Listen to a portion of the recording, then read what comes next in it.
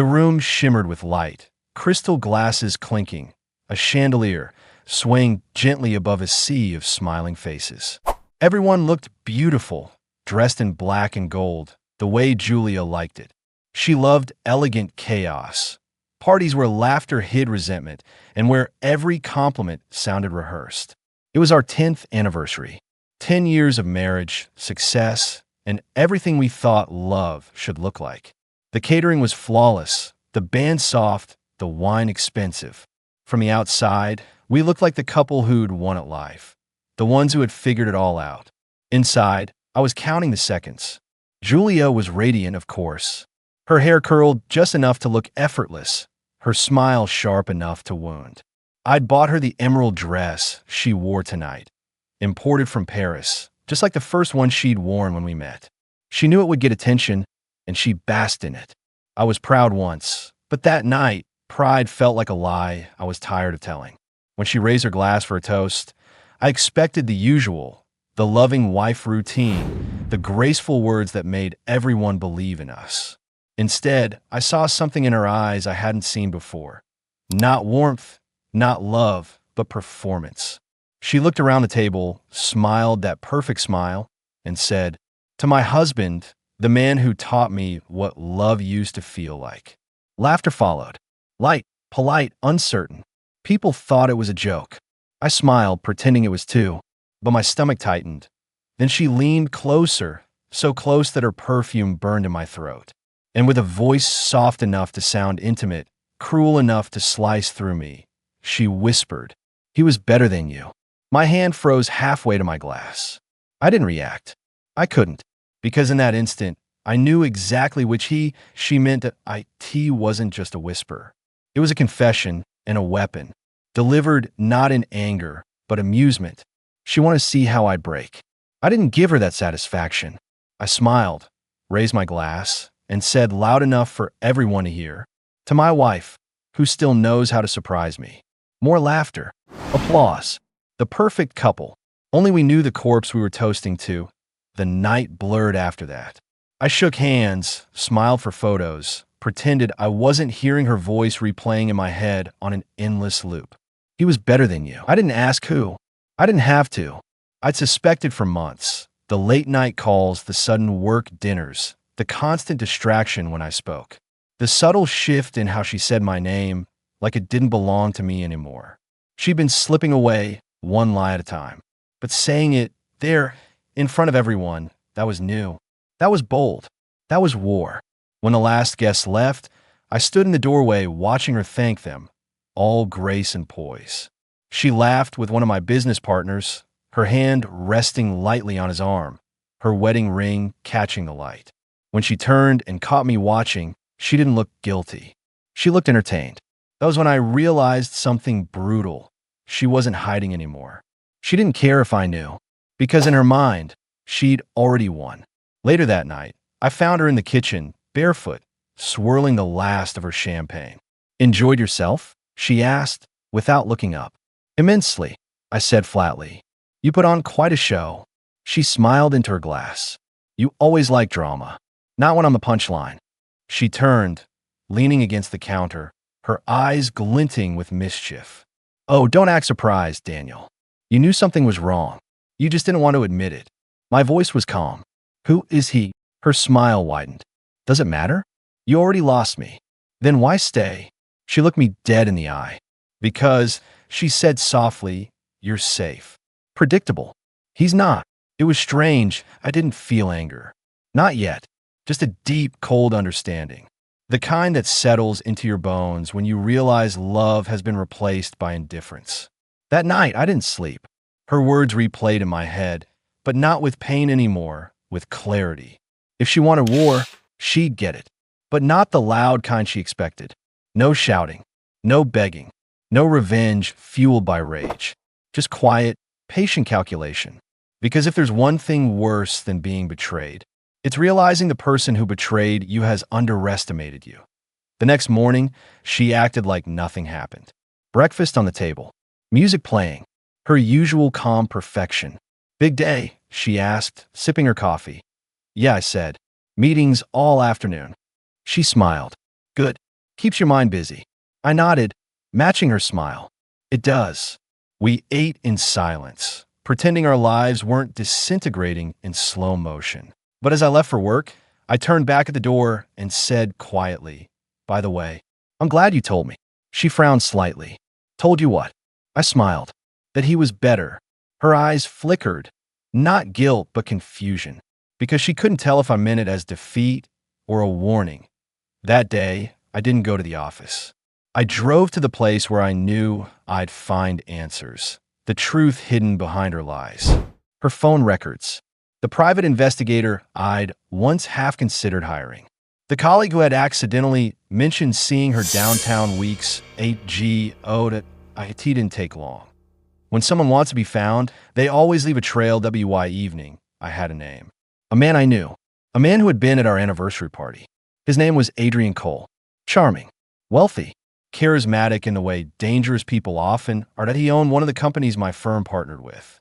And now, apparently, he owned my wife's loyalty too. I stared at the photos, her hand in his, their smiles private and familiar. The kind of smiles we used to share when the world still felt small and honest. Something inside me shifted that night. Not fury, not heartbreak.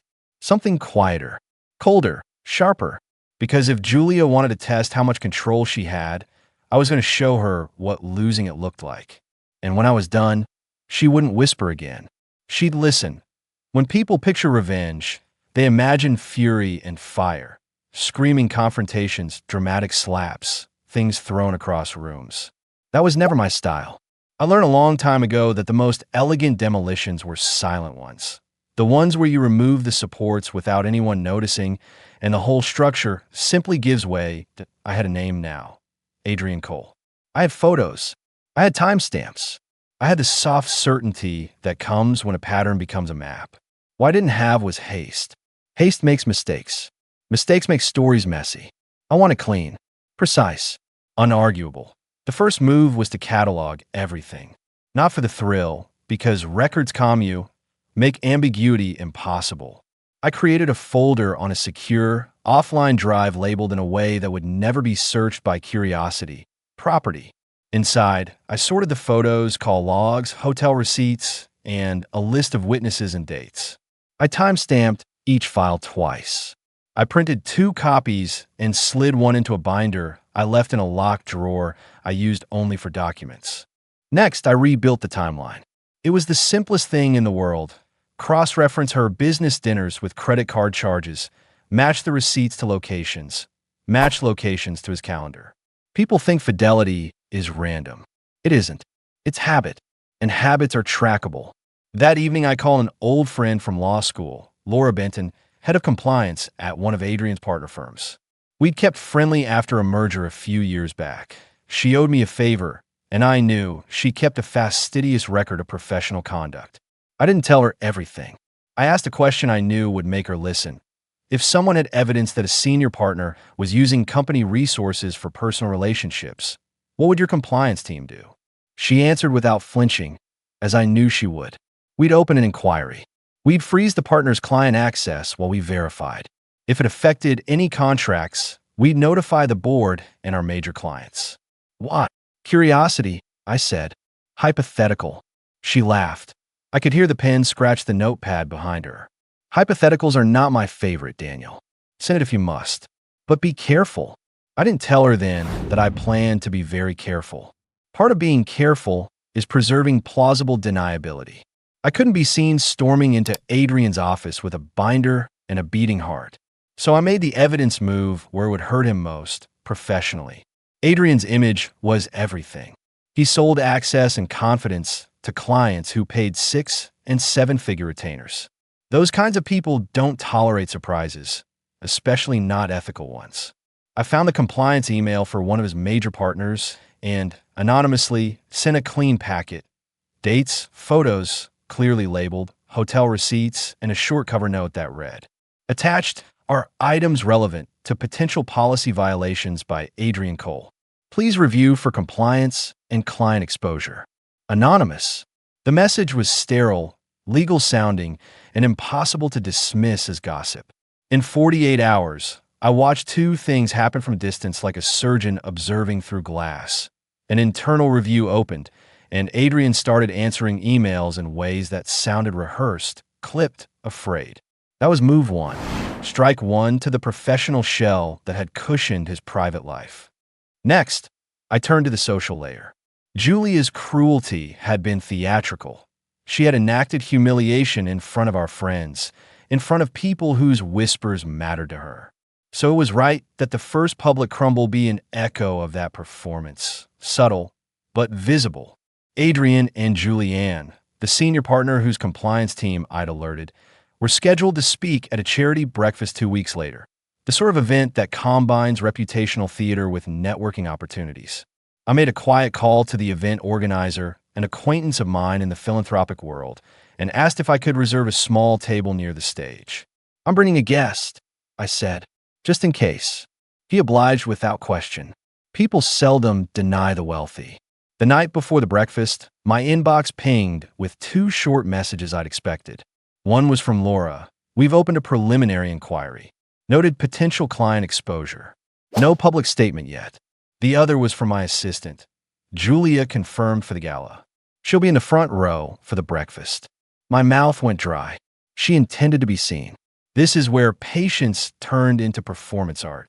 I could have exposed them then and there, walked onto the stage during introductions, and ripped the veil off with a microphone and a binder. But I didn't want a spectacle that would let her play the wounded wife. She had weaponized vulnerability. I would weaponize consequences.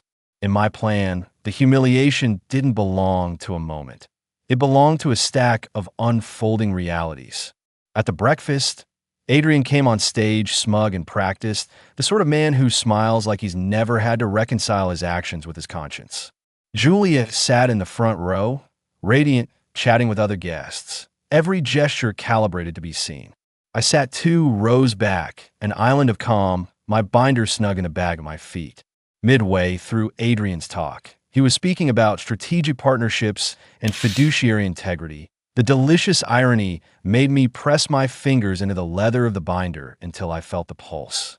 He quoted figures, name-dropped clients, and the sort of dispassionate language used to persuade trust. A woman laughed at one of his lines. The room filled with that polite, admiring applause his kind of man capitalizes on. My phone buzzed in my pocket. Anonymous, of course. It was an internal memo from Laura to the board of one of Adrian's partners. Preliminary findings suggest non-compliance with client engagement policies. Recommend temporary suspension of client-facing duties pending full review. That one line was a small detonator. Nothing public yet, but enough to make his firm call him in. I watched him finish his prepared remarks, smile, step off the stage. The applause felt thinner. I watched Julia's expression shift when she read the same memo on the device in her clutch. She looked surprised for a heartbeat, and then something else, fear, maybe, or the faint recognition that the tide had turned. Over the next week, the professional pressure tightened like a noose. Contracts Adrian had been negotiating quietly stalled. Partners requested additional documentation. His calendar filled with meetings labeled compliance and client review. I did not gloat. I took calls I had to take. I kept meetings I had to keep. While his public life crumbled, I fortified mine, quietly, legally, immovably. I made sure our accounts were in order. I moved certain documents to a safe deposit box. When she'd whispered he was better than you, she not only insulted my masculinity, she'd exposed a vulnerability in our shared life. I closed the gap. One evening, Julia came to me in our bedroom and said, dangerously casual, "Do you know how humiliating that breakfast felt?" People were whispering. She expected my anger. She expected me to beg or to throw her to the wolves. Instead, I poured 2 glasses of wine, handed her one, and said, "It's not humiliation when you do it on purpose. That's showmanship." She laughed, the same sharp laugh she'd used at the party that had started this. "You're hiding something," she accused, voice soft. "I am," I said. "I'm hiding the fact I don't want you to enjoy your victory." She didn't understand because she'd never had to build quietly. Her life had been a series of declarations. The dress, the party, the whisper. I was constructing consequences, slow, administrative, inexorable. And as every literal and social support Adrian relied on failed him, Julia would find herself losing not just a lover, but the fragile ecosystem that made her performance meaningful. I wasn't cruel. I was methodical. I didn't want to destroy her life for the pleasure of it. I wanted her to feel the hollowing out that consumption produces. Pride eats itself. I was merely the patient waiter at the table. By the time Adrian was called into a formal review and asked to step back from client work, Julia's social invitations started to dwindle. The woman who'd once appeared invincible now answered texts with ellipses. Her laugh became less certain. And when she looked at me, it was not with triumph, but with calculation, trying to assess what I'd taken and what I might still take. I had not yet spoken the word divorce. I wasn't ready to let the law churn. I preferred quiet control. The plan had more stages. I wanted to make sure, when the public part came, there would be no sympathetic script she could climb onto. She had wielded public shame like a weapon. I was going to dismantle the scaffolding that allowed that weapon to be effective. The architecture of quiet revenge is simple. Remove the foundations. Let the facade collapse on its own. By week 3, Adrian's firm had reassigned him. Media outlets began to sniff. Julia's front row appearances stopped, and I, who had once drunk wine from the same glass with her, sat across the table and simply watched the way the light moved across her face as things fell apart. Unhurried, deliberate, and coldly serene. The next moves would be louder. They would be legal and irreversible. But first, there was a delicious week of silence where I could watch what my restraint had wrought. The night she had whispered those words in my ear, she'd assumed my silence was weakness. She'd been terribly wrong. She had assumed I would scream. Instead, I'd build a quiet house around the truth. And the truth, when it was ready, would be louder than any speech she could ever make. Once you pull one thread, the whole sweater starts to sag. That's how this felt. The small, careful pulls I'd made had become obvious strain. Cracks multiplied. People began to notice the small things first. A missed lunch, a curt email, a table left empty at a charity event. Those small absences feed gossip. Gossip feeds consequence. Adrian's reassignment turned into suspension. The firm placed him on paid leave while auditors combed through his files. For a man whose currency was appearances, paid leave is worse than unemployment. It's public limbo. His name, once a brand, began appearing in private memos and whispered corridor conversations. Clients asked for reassurances. Board members requested interviews. The machinery of reputation began to grind him down.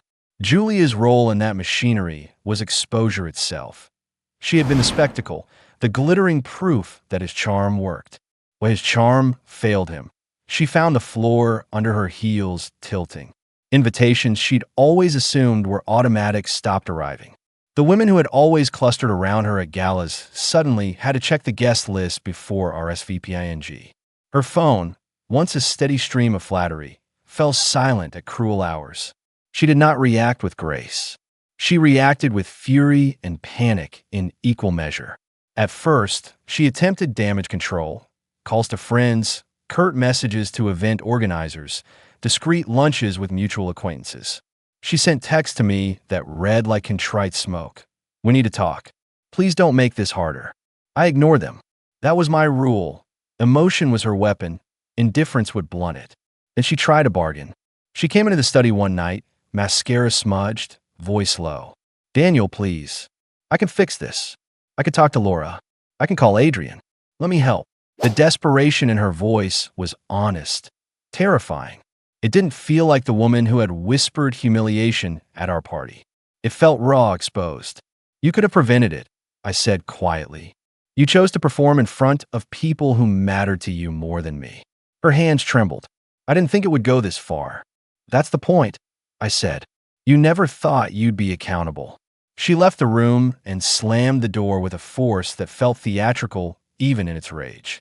For a moment, I wondered if she'd make a scene, pick up the phone and call the tabloids, spin a narrative of a jealous husband, humiliate me before I could finish. But she didn't. The silence returned, but this time it was jagged.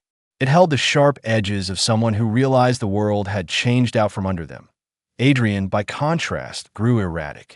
Men like him operate on momentum. Take that away, and panic sets in. He started showing up at our neighborhood coffee shop, looking around as if the very geography of our social life might give him back what he'd lost. He called Julia late at night, then hung up. He sent her flowers with notes that said things he had never said to her in public. He tried to salvage something, and in doing so, added fuel to the compliance teams combing through his deals. One evening, he came to our door. It was raining, the kind of April drizzle that makes clean clothes shrink and tempers fray. He stood on the porch looking small, the suit he'd worn to the breakfast hanging on him like costume. Julia opened the door, and he stepped in as if he belonged. For a moment, the old choreography resumed. Close talk, soft words, hands finding familiar places. But the room was different now. I sat at the end of the table with the binder open, records peeking like teeth. "Daniel," Adrian said, making the polite nod of a man hoping for mercy. "We need to talk. I can explain."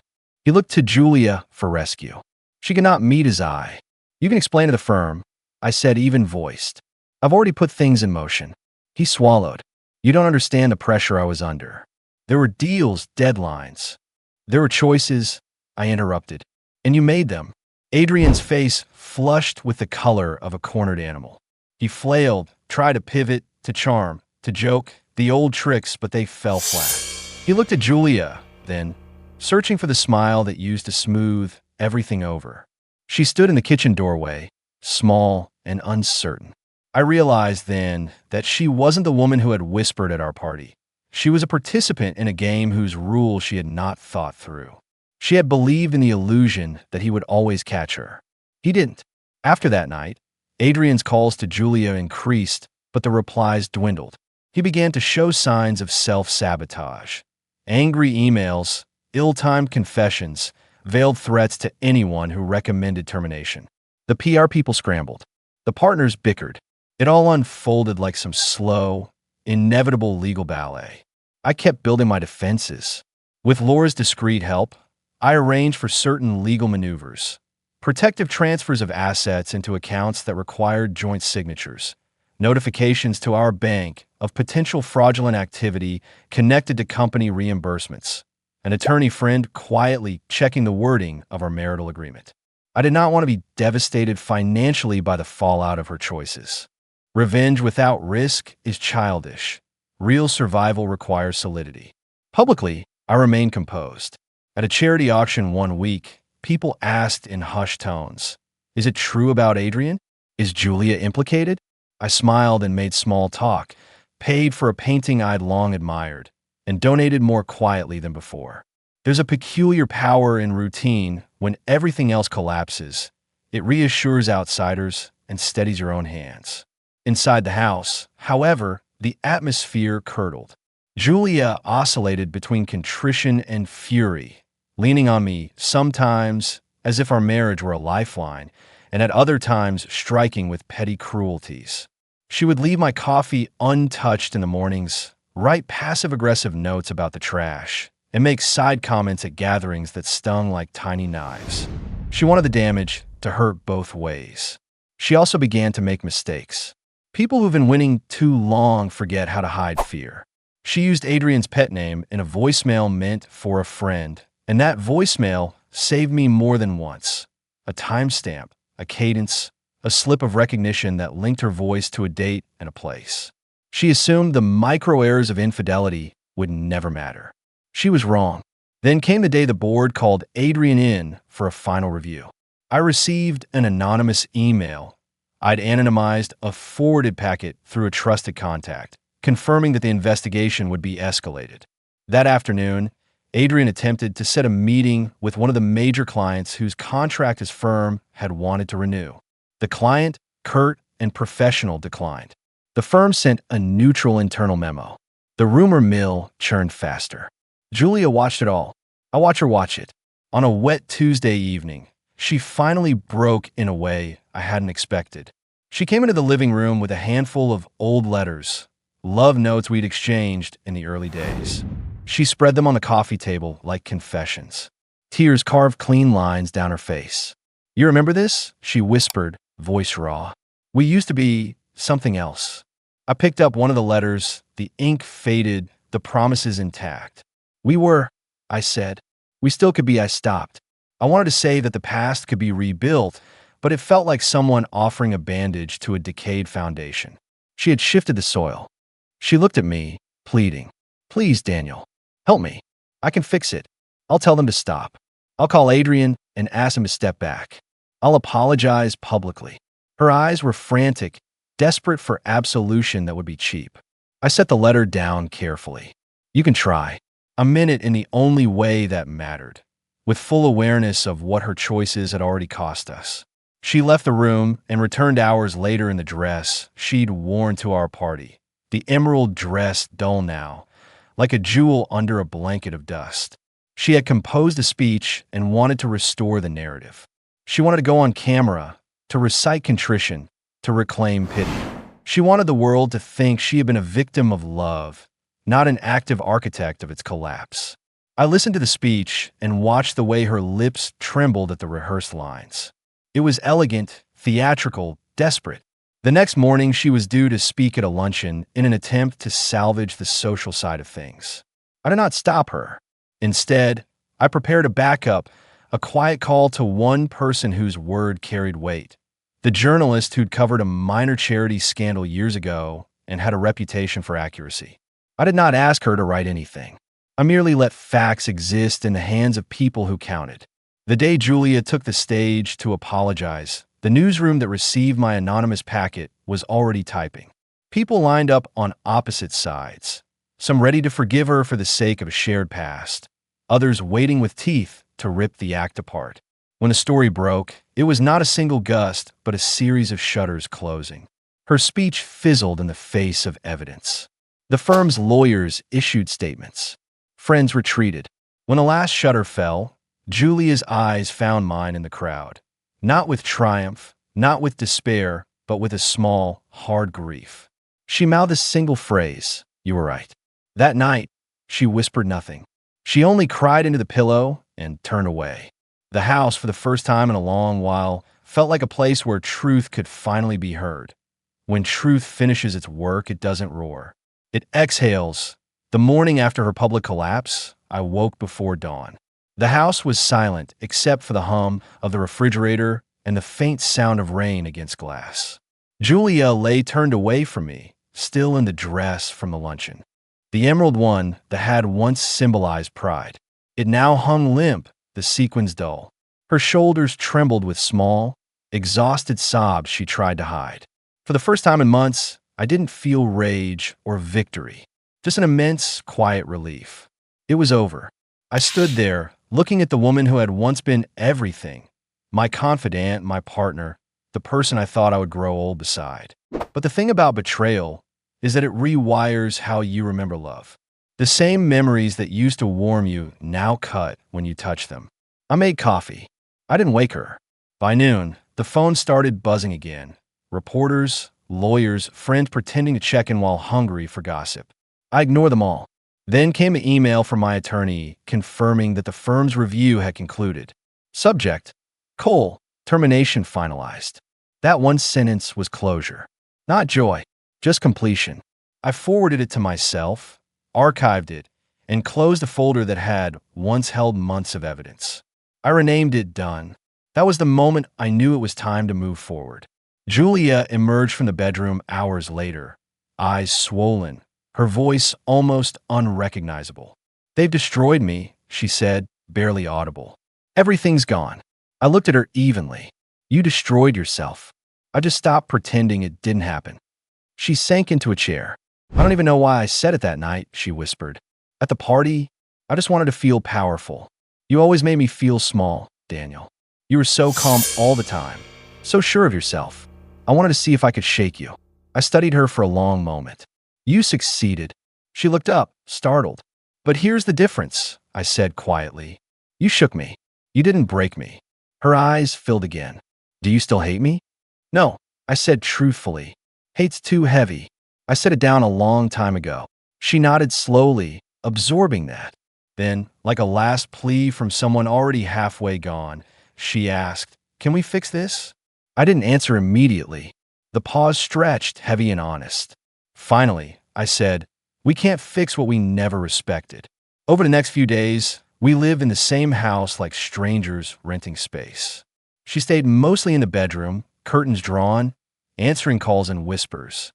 I worked quietly in my study, drafting the last necessary documents, the separation agreement, the property split, the official goodbye. It wasn't anger that fueled me now. It was practicality. I'd built my entire career on knowing when to let go of failing investments. This was no different. When the papers were ready, I left them on the kitchen counter beside a pen. I didn't attach a note. The gesture itself was explanation enough. That evening, she signed them without a word. 3 weeks later, she moved out. She didn't take much. A few boxes of clothes, some framed photos, the jewelry she'd worn to our wedding. She left the emerald dress hanging in the closet, like an artifact of her own downfall. When the movers drove off, I stood in the doorway, listening to the quiet. It was a different kind of silence now, not the brittle, anxious quiet of secrets, but the deep, restorative kind that feels like oxygen. I didn't check her social media. I didn't track what came next for her. The truth was I didn't need to. The last image of her, standing on the porch, hair tangled, trying to hold on to the version of herself that used to win every room, was enough. Adrian didn't recover. Within a month, his firm announced his resignation for personal reasons. He left the city soon after. Someone told me he'd moved to Dubai, chasing a new beginning. I wished him nothing. Not luck, not ruin, just distance. Julia tried to rebuild. I heard through mutual acquaintances that she'd gone back to interior consulting, working quietly, avoiding the spotlight she used to crave. People were polite enough not to mention her name around me, but occasionally it slipped out. "She's doing better," someone would say softly, watching for a reaction. I'd just nod. Good, because I wasn't her story anymore, and she wasn't mine. Months passed. Seasons turned. The house felt bigger but lighter. I changed small things, repainted the walls, bought new furniture, replaced the wedding photos with landscapes. I didn't erase the past. I just redefined the space it lived in. I learned to enjoy mornings again. Coffee, sunlight, peace. No tension sitting across from me. No words loaded with meaning. Sometimes I'd catch myself thinking about the party. The laughter, the whisper, the way she smiled when she thought I couldn't hear the poison in her tone. And instead of anger, I'd feel something else, gratitude. Because that whisper, cruel as it was, set everything free. Without it, I might have kept pretending. Without it, I might have grown old beside someone who never respected me. It was the ugliest gift she could have given, but it was still a gift.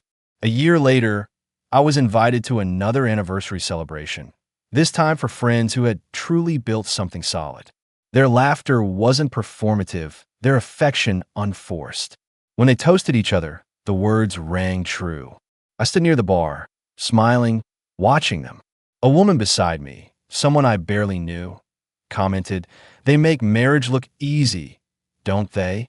I shook my head gently. "No, they make honesty look easy." She laughed. "That's rarer than love these days." She was right. We talked the rest of the evening. Her name was Claire. She wasn't dazzling like Julia. She was grounded, thoughtful, the kind of person who listens more than she speaks. We didn't exchange numbers that night. We didn't need to. When something begins quietly, it doesn't demand attention. It earns it. On the first anniversary of the night, Julia whispered those words. I sat alone on the terrace with a glass of scotch. The city lights stretched below, like a constellation of second chances. I replayed the whisper one last time in my mind. Her breath, her tone, the arrogance, and then I laughed. Not bitterly, not mockingly. Just a small, real laugh. The kind that comes when pain finally finishes its sentence. She had wanted to humiliate me. Instead, she revealed me to myself. The strength I didn't know I had, the patience I didn't know I could wield, the dignity that doesn't shout to be seen. That whisper had ended our marriage. But it had started my life. I went inside. I noticed something I'd never paid attention to before, a photograph on the wall. It was from years ago, one of those rare, candid moments when I wasn't posing, just laughing, holding a cup of coffee, sunlight in my eyes. That man looked free, and for the first time, I realized I'd become him again. I poured out the rest of my drink, closed the balcony door, and let the silence settle around me like an old friend. Sometimes revenge isn't a grand act. Sometimes it's just walking away whole when someone expected you to shatter. And as for her words, he was better than you. They no longer echoed like a wound. Because the truth, the beautiful, quiet truth, was this. She'd been wrong. I wasn't better than him. I was better than who I'd been when I let her whisper to find me. And that, finally, was enough.